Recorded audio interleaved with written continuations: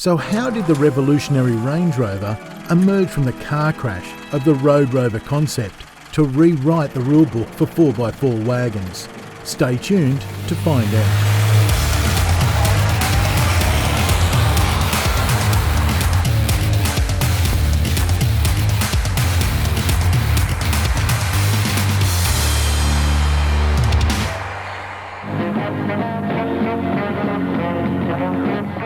A retired motor mechanic mate once opined that his famous brand vacuum cleaner was the only piece of British engineering that didn't suck. At least one other was the Range Rover, which in its original incarnation from 1970 to 95 joined its dungaree-wearing Land Rover brother and the original Mini as one of the United Kingdom's longest-serving automotive designs. Like those two cars, the Range Rover owed its design longevity to the fact that nobody else came up with a better one. As Japanese manufacturers gradually refined their four-wheel drive wagons into the 1980s, the Range Rover used its brand cachet to climb farther upmarket. Tough off-road types dismissed the Range Rover as a two-rack tractor, but that was always the point of it. The Range Rover concept was born in around 1950, with the still new Land Rover a sales sensation. Rover sought not only a dumbed-down four-wheel drive, but a road-going wagon with off-road capability. The Road Rover, initially slated for production in 1953, owed far more to the Rover sedans of its day. However, management ultimately balked at the emerging concept styling. Part Rover 90, part Trabant, part Portaloo, and by 1958 it was all over Road Rover. Reignition came from the other side of the Atlantic. In 1963, the Jeep Wagoneer blurred the line between four-wheel drives and family wagons, and Rover's R&D chief Charles Spencer, Spen King, was urged to develop a comfortable, well-equipped wagon that could answer the call of the wild. King's only constraint was to use an existing Rover engine, namely the 3-litre inline 6-cylinder unit from the P5 sedan. The part aluminium-bodied two-door wagon project thus progressed until Rover's discovery of the 3.5-litre Buick V8 engine.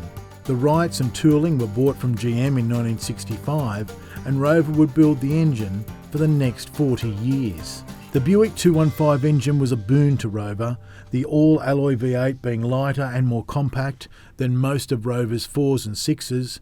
Range Rovers used a Stromberg carburettor with 101 kilowatts and about 250 newton metres of torque. A newly developed 4-speed manual transmission with dual range was standard.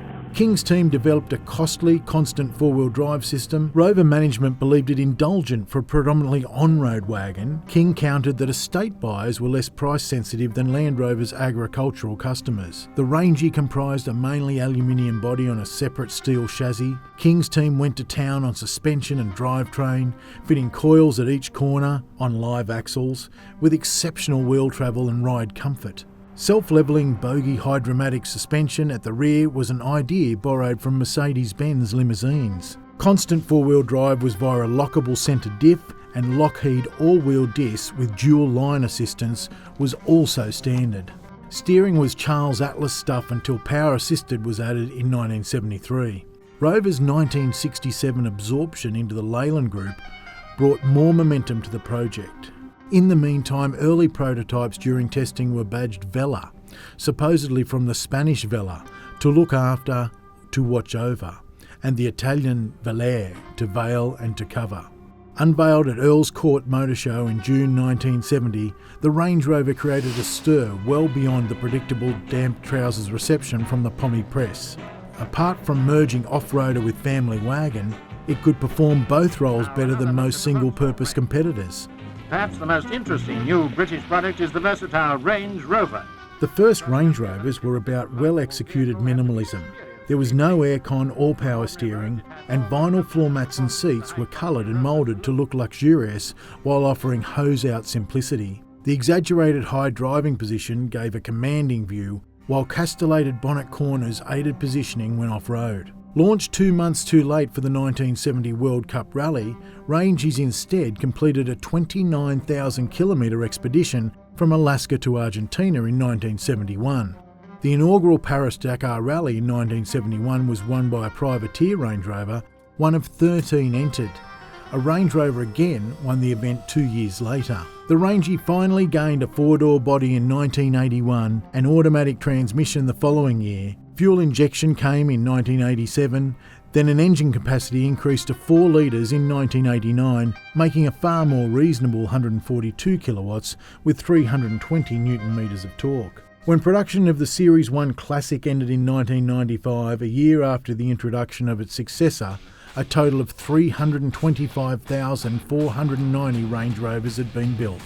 Do you own a Range Rover, or have you always wanted one? Let us know in the comments below, and stay tuned for more retro rides.